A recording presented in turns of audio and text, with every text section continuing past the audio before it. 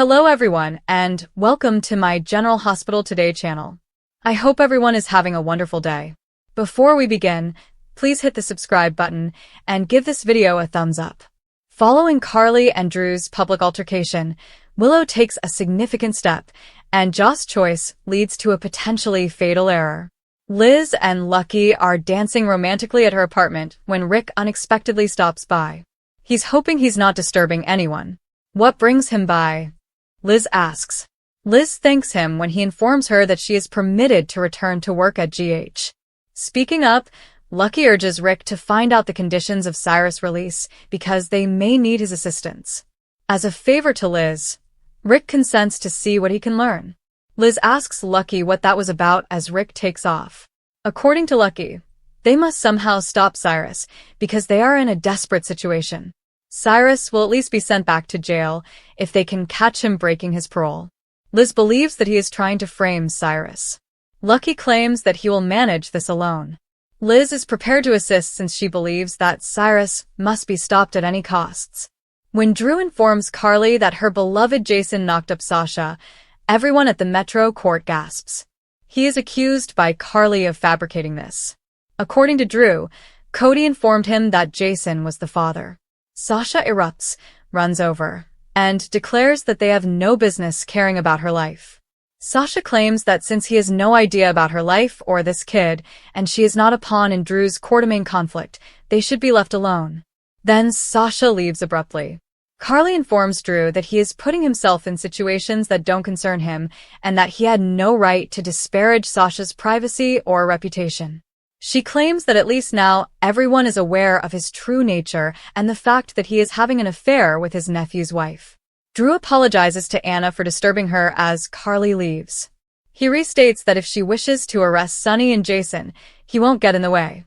Anna informs him that it would be improper for him to use his position to sway a case against them. The deception table, meantime, is chatting about what just transpired.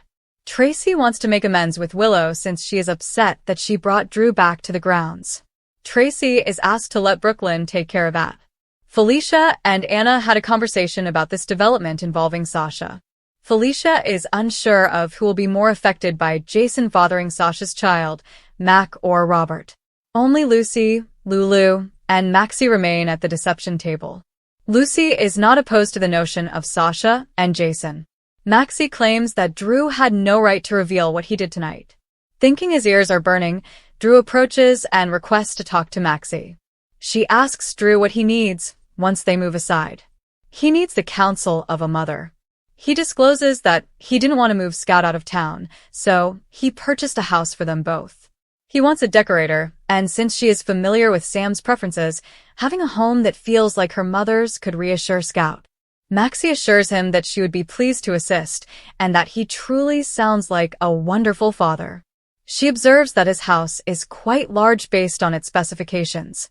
He clarifies that it permits development. Lucy wanders about chattering as Anna and Lulu wind up at the bar. Although Anna offered to buy Lulu a drink, Lulu chose not to visit her. Anna believes she's looking for something. Lulu must be aware of Jack's location. Anna advises her to give his office a ring. Lulu will most likely beg Carly to put her in contact with him, because she has 1,000,000 times. Anna is asked by Lulu if she has heard anything regarding her daughter. According to Anna, she hasn't, and she also doesn't believe Jack is hiding anything from her. They only know that Charlotte and Valentine made a brief comeback in Germany. In the meantime, Lucy chats with Felicia and asks whether Jason and Sasha will require a home. Molly and Christina are summoned to Alexis's place. Before the media learns about his mother's murder, Alexis thinks Danny needs to know the truth. Molly leaves after Alexis asks her to go get Danny. By herself, Christina informs her mother that this is an error. She claims that Danny, a 15-year-old child, may act out in response to this information because they do not know who killed his mother. They risk losing Danny if he learns this from someone else, according to Alexis, and the longer they wait to inform him, the longer he might discover the truth in another manner. Willow initially thinks Nina is Carly, who has returned. As she stops at the gatehouse of the queue, Willow is asked by Nina whether things are going well with the Quartermains. Nina believes this is where she should be, while Willow wishes she was still living with her. She thinks that by being here, everyone will be able to relax. Nina brings up her earlier reference to Carly. Willow claims that after stopping by to share her news about Michael, she vanished as she went to prepare tea for them. Soon after, Brooklyn arrives and informs them that everyone now knows Willow had Drew over after Drew and Carly had a massive argument at the Metro Court. Carly found a tie that he left here, she explains.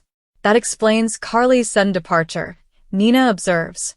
According to Brooklyn, she could have met Drew anywhere and there were restrictions on her stay.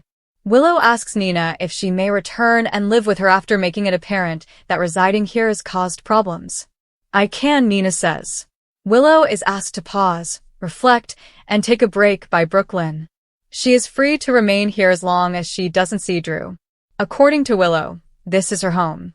Nina advises her daughter that she has to take some time to herself and reflect on her future because she has experienced a lot lately. Willow acknowledges that she must resolve the situation, but she can do so while still seeing Drew. Tracy will go crazy, according to Brooklyn, after Willow announces that she is returning to live with her mother. According to Willow, Tracy has no legal defense. Cody shows up in the Quartermain kitchen in search of Sasha, but she is not there. It comes out that Sam was murdered, and Dante, who is enjoying a beer, says he has been placed on leave. Cody claims that this is absurd and is at a loss for words. Since Dante claims he was unable to help Sam, the only option is to pursue the bitch's son who killed her. Dante goes up to retrieve Danny after Molly shows up to fetch him up. Molly and Cody discuss how wonderful Sam was after Cody apologizes to her for her passing. Danny questions why Grandma wants to meet him when Dante drags him down. Molly promises to provide an explanation once they arrive. As they depart, Dante and Cody discuss how Danny's discovery of his mother will be difficult. Although Dante claims Danny has a father, Cody believes Dante must be there for Danny. Snarking, Cody says, "A worthless one." Dante is curious about what transpired between him and Jason. Sasha enters abruptly and gives Cody a death glare. Dante exits after she asks him to give them some space. Cody is aware of the situation. Sasha informs everyone that Jason is the father of her child and asks where he gets off. Cody claims that not everyone was affected and he is, isn't he? She asks where he got this idea and says it is none of his business. He apologizes for bringing her up, explaining that he spotted them at the boathouse the other night. He acknowledges that he wasn't happy to hear that they were related. He had assumed that they would be making plans for the future. He asks if she slept with Jason because she didn't react well either. It's none of his business, she informs him. Whether she is related or not, they remain friends, and he is currently acting like a jerk. After apologizing and congratulating her, he leaves. Sasha doesn't want to listen to Tracy when she shows up to talk to her. Tracy is adamant that she wants to hear this. She claims that no one will take her child away from her if Jason is the father. Tracy maintains that is not the case, despite Sasha's assertion that she simply attempted to kidnap Willow's children. She gives Sasha her whole support so she can raise her child as she wants.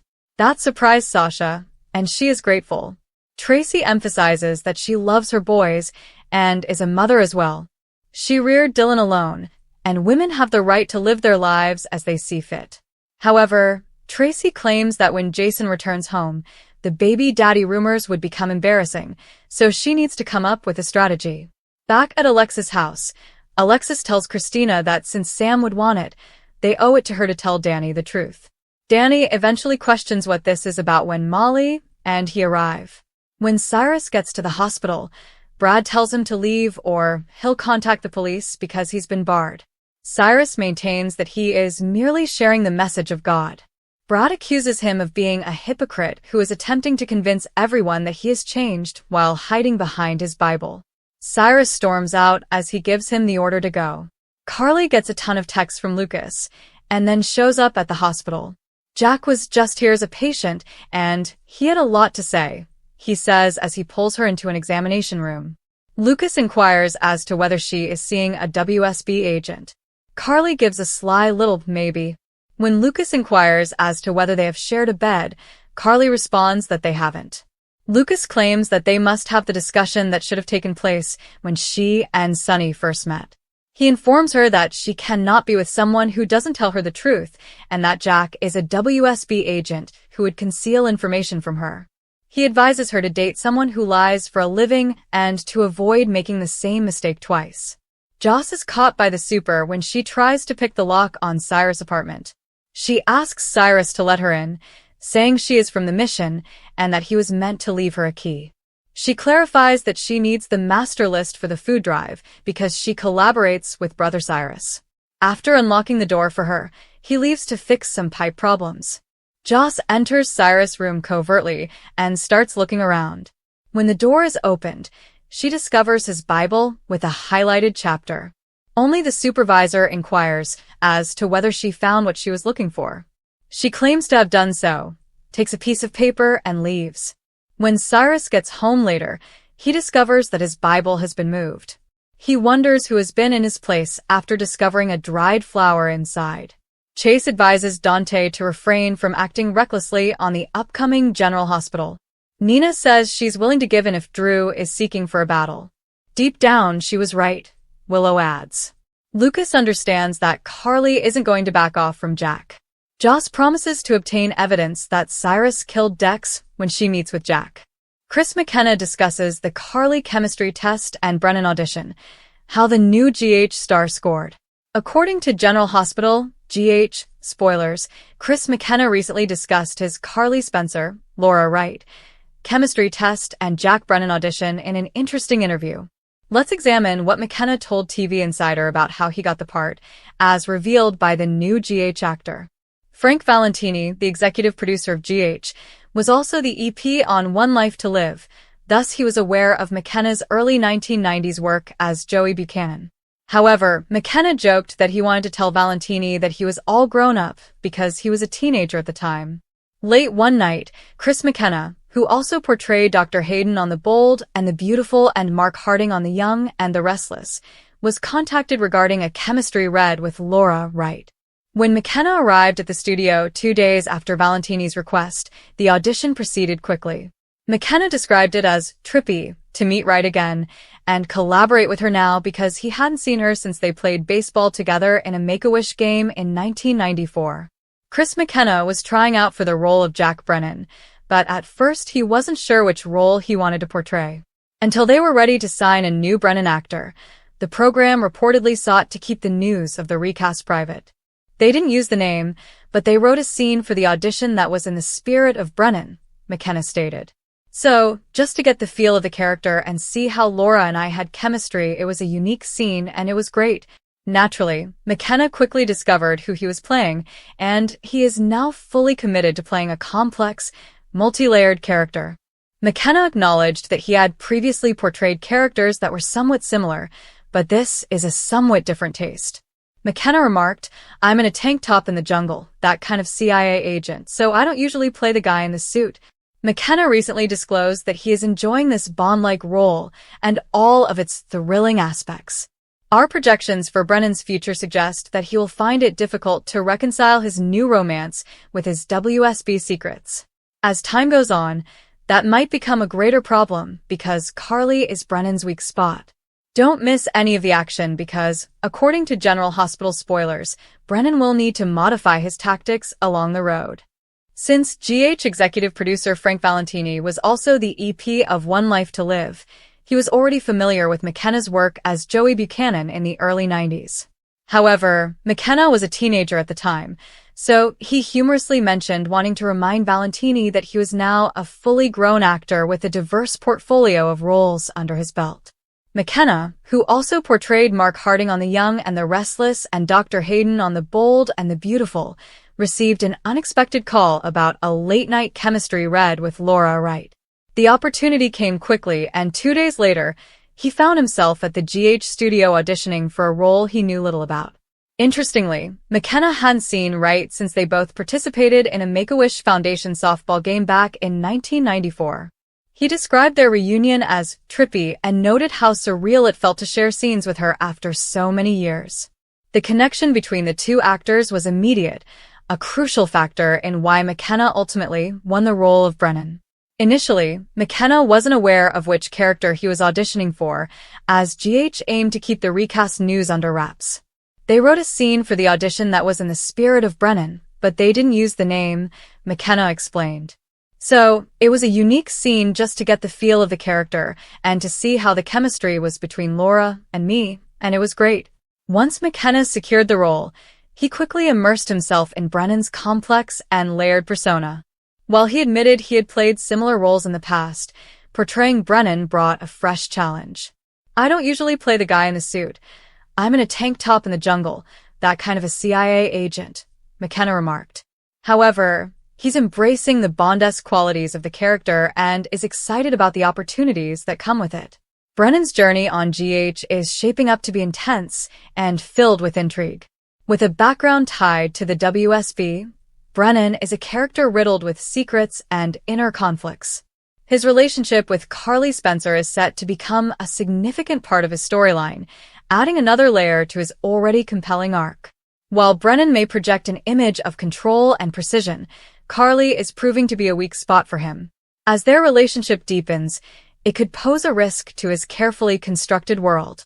The chemistry between McKenna and Wright was palpable during the audition process, and fans can expect their on-screen interactions to sizzle with tension and romance.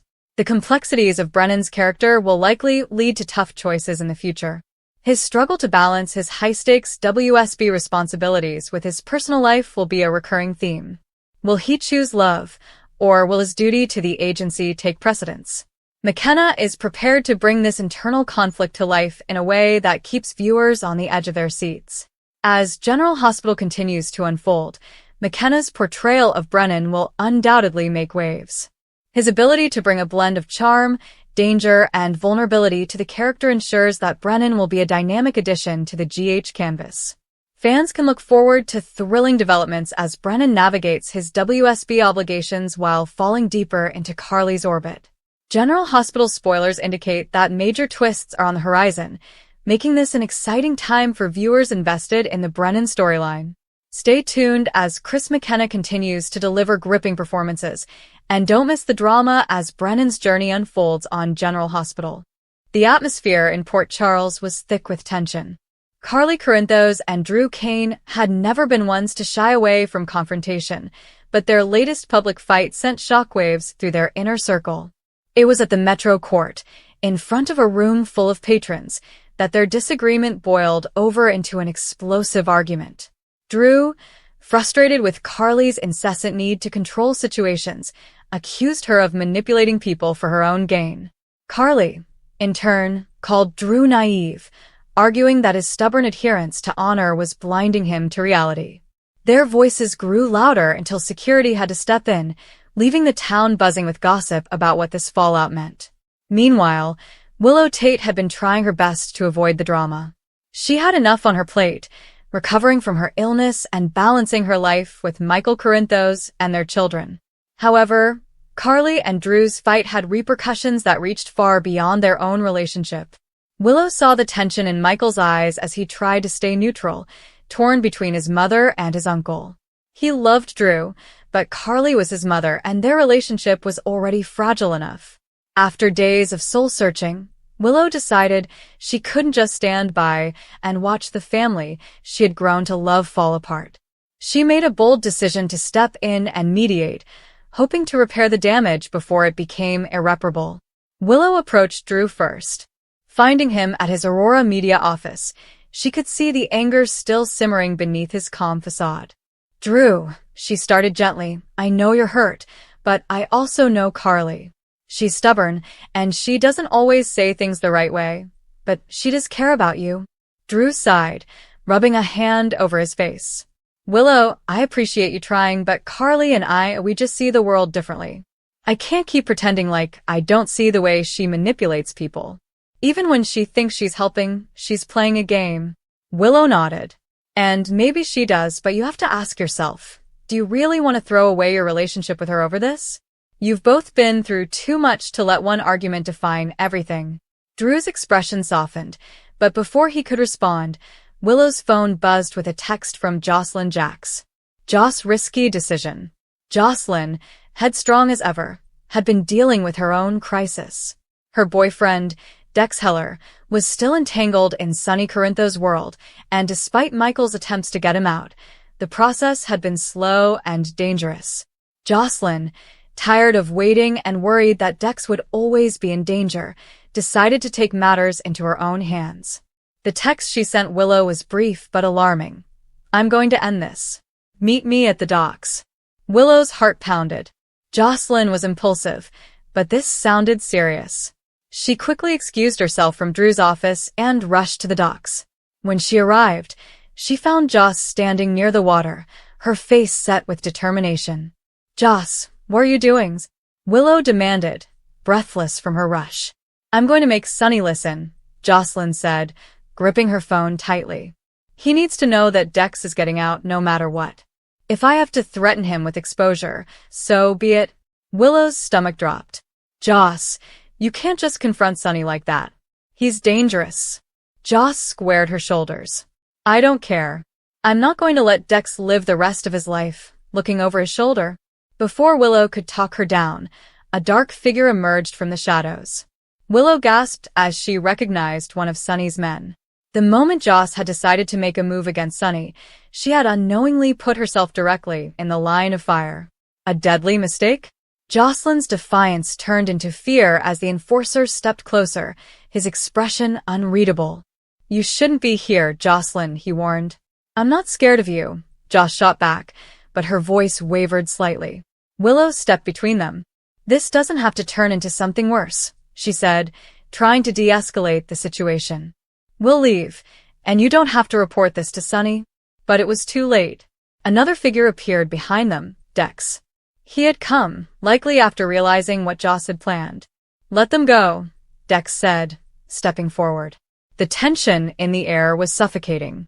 Jocelyn, in her desperation to help, had inadvertently put them all at risk. As the situation teetered on the edge of disaster, the sound of a gun cocking echoed through the dock. Would Joss' mistake lead to something truly deadly, or was there still a way out?